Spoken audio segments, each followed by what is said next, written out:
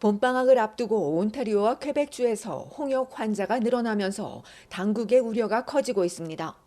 보건당국은 해외여행을 앞둔 사람들은 홍역 예방주사를 꼭 맞을 것을 강조했습니다.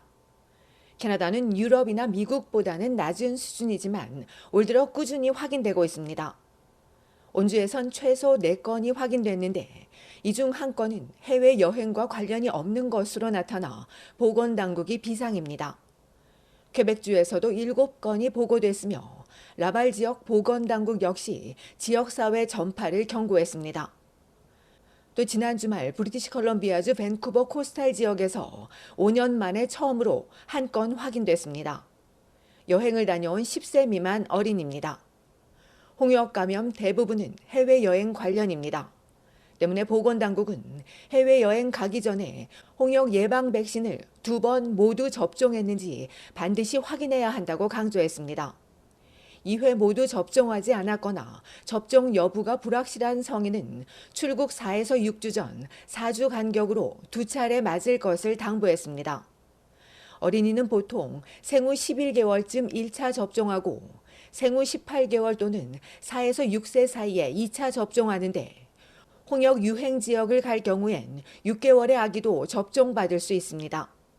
1차 접종은 여행 2주 전이 좋으며 2번의 백신은 거의 100% 효과를 보입니다.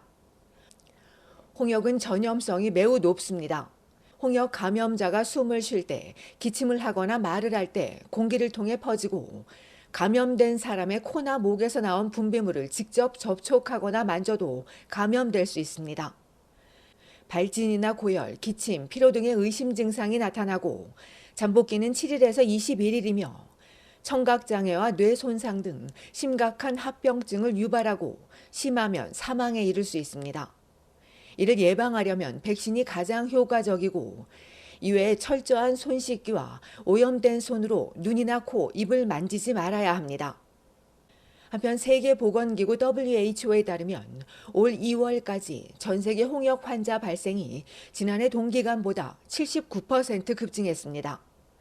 인도와 인도네시아 등 아시아, 영국과 오스트리아, 벨기에 등 유럽 국가, 중동 등에서 유행하고 있습니다.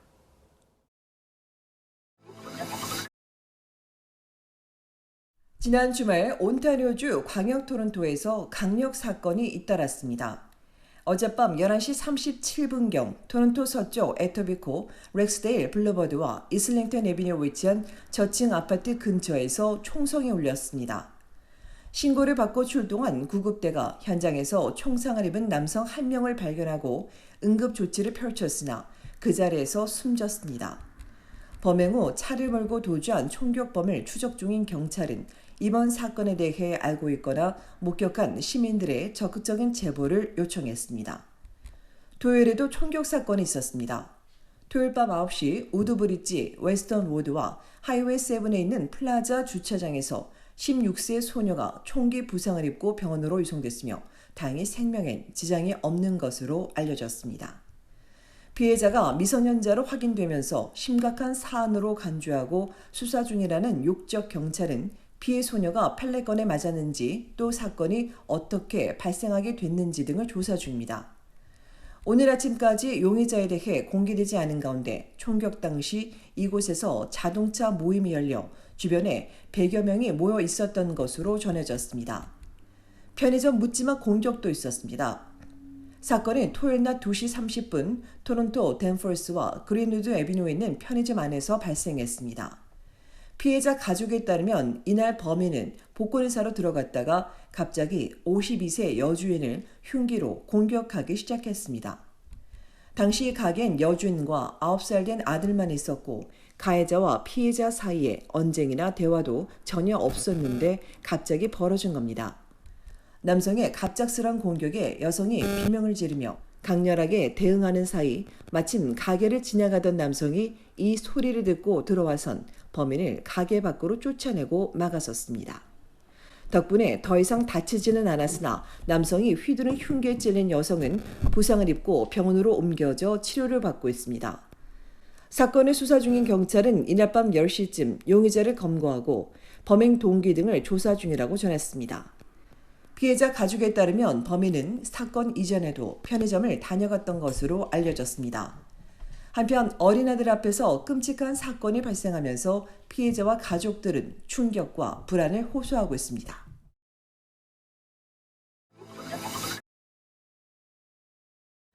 오는 10일부터 썸머타임이 시작됩니다. 잠자는 시간이 1시간씩 줄어들게 됩니다. 전문가들은 갑자기 수면 시간이 줄어들게 되면 건강상 부작용이 올 수 있다고 지적합니다. 때문에 자녀가 있는 가정은 잠자고 일어나는 습관을 지금부터 미리 조절하는 것이 좋다고 조언합니다. 또한 수면 장애가 있는 사람들도 적응에 어려움을 겪을 수 있어 매일 충분한 수면을 취하지 못할 경우 가정이 진료를 받고 필요하면 수면 전문가를 만나야 한다고 강조했습니다. 수면의 질을 높이려면 낮잠은 되도록 피하고 자다가 화장실에 가지 않도록 잠자기 몇 시간 전에는 먹거나 마시지 말아야 하며 운동은 아침이 좋고 독서나 명상, 따뜻한 목욕을 하며 매일 동일한 시간에 일어나고 잠잘 것을 당부했습니다. 올해는 10일 새벽 2시를 기해 썸머타임이 시작됩니다. 이때 시간이 새벽 3시로 조정돼 한국과의 시차는 캐나다 동부 지역은 현행 14시간에서 13시간으로 서부 지역은 17시간에서 16시간으로 변경됩니다. 휴대전화와 컴퓨터 등은 자동으로 시간이 변경되지만 벽시계는 조정해야 합니다. 앞서 브리티시 컬럼비아와 온타리오주가 썸머타임 영구화 또는 폐지를 결정했으나 뉴욕 등 인근주와 함께 추진해야 하는 탓에 여전히 적용하지 못하고 있습니다. 올해 썸머타임은 11월 3일에 해제됩니다. 한편 최근 미국 연구진이 성인을 대상으로 썸머타임과 건강과의 연관성을 조사한 결과 봄철 썸머타임 전환이 그주 월요일과 금요일에 심혈관계 부작용 발생률 소폭 증가와 관련이 있다고 밝혔습니다. 다만 이 연관성이 임상적으로 의미 있는 수준일 확률은 낮다고 덧붙였습니다.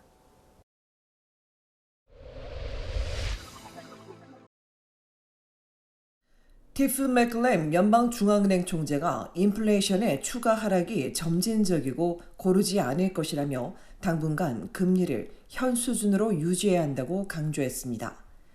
최근 연방재정위원회에 출석한 맥클램 중은 총재는 현재 고금리가 작동되는 시간을 더 줘야 한다며 금리를 인하하기 전에 인플레이션이 둔화되고 2% 목표를 향해 나아가고 있다는 충분한 증거가 필요하다고 밝혔습니다. 이에 따라 중은은 오는 수요일로 예정된 통화정책회의에서 금리를 동결할 걸로 예상되고 있습니다. 한편 앞서 중은은 금리 인상 대신에 금리 인하와 시기를 논의하는 쪽으로 정책 기조를 전환할 것이라고 밝힌 바 있습니다.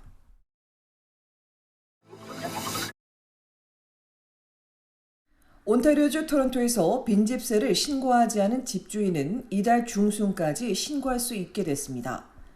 시는 지난달 말까지 집주인의 63%가 빈집세 신고를 마쳐 여전히 다수가 신고하지 않았다며 마감을 2주 더 연장해 오는 15일 금요일까지 신고하면 된다고 밝혔습니다. 부동산 투기를 막고 부족한 임대난을 해결하기 위해 도입된 빈집세는 1년에 6개월 이상 거주하지 않는 주택에 대해 집값의 1%를 빈집세로 부과하는 것으로 이 기간 안에 신고하지 않으면 과태료를 내고 또한 빈집으로 간주돼 빈집세를 내야 한다고 당국은 강조했습니다.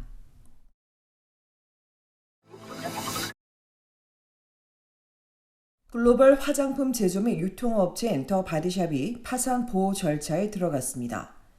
최근 법원을 통한 파산 보호 절차에 들어갔다고 밝힌 더 바디샵 캐나다는 국내 33곳의 매장을 폐쇄하고 온라인 쇼핑몰 운영도 중단할 예정이라며 다만 완전한 폐업은 아니고 온타리오주 법원의 회생 절차에 따라 구조 조정을 단행하고 회생 방안을 추진하며 기업을 개선해 나갈 것이라고 밝혔습니다.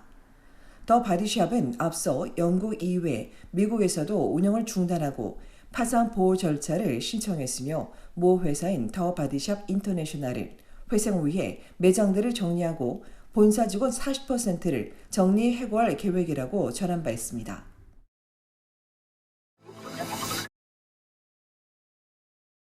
조성준 온타리오주 노인복지부 장관이 지난달 28일부터 3월 1일까지 진행된 연례 모델 의회 프로그램에 참여한 고등학생들을 만나 격려했습니다.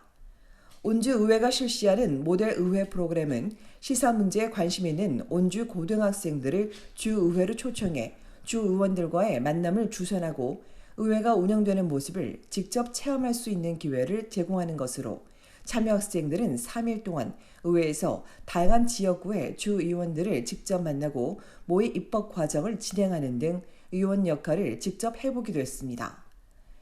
29일 의회에서 학생들을 만난 조 장관은 민주적 절차의 가치와 중요성을 설명하는 시간을 가졌으며 토론토 욕센터 선거구에 거주하는 한인 학생 다니엘 박군과 함께 기념사진을 촬영했습니다.